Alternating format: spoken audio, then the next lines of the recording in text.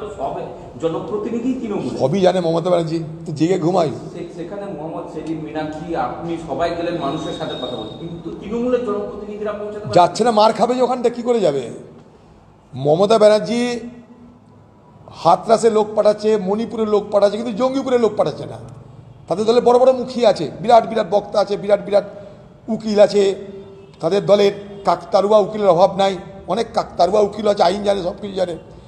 শামসেরগঞ্জে যাচ্ছে না মুখ খাবে বলে, মার খাবে বলে। ওখানকার এমএলএ, ওখানকার এমপি, তাদের অবস্থা দুরবস্থার শেষ নাই। কারণ বিপদের সময় তারা কেউ মানুষের মধ্যে থাকেনি। ওখানকার মানুষ অভিযোগ করছে, ওখানকার হিন্দু বলুন মুসলমান বলুন অভিযোগ করছে, বিপদের সময় তারা কেউ পাশে থাকেনি। আজকে 11 নম্বর 12 নম্বর মেরে সাফ করে দিল। ওখানে পুলিশের গুলিতে, বিএসএফের গুলিতে অন্তত 8 থেকে 10 জন মানুষ গুলিবিদ্ধ হয়ে বিভিন্ন হাসপাতালে, বিভিন্ন নার্সিংহোমে চিকিৎসাধীন, মৃত্যুর সঙ্গে পাঞ্জা লড়ছে। একবারও তৃণমূল খোঁজ নিয়েছে, গেছে না চিকিৎসার ব্যবস্থা করেছে বলুন? সব ভোটের সময় মুসলমান মুসলমান হবে, ভোটের সময় হিন্দু হিন্দু হবে।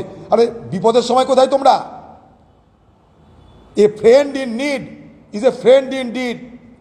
বিপদের সময় যে থাকে সেই প্রকৃত বন্ধু।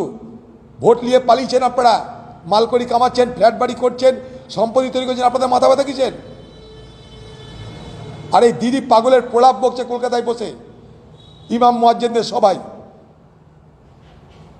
মোদিকে অনুরোধ করছেন আপনি, আপনি বলছেন ওয়াকফ আন্দোলন দিল্লিতে করতে।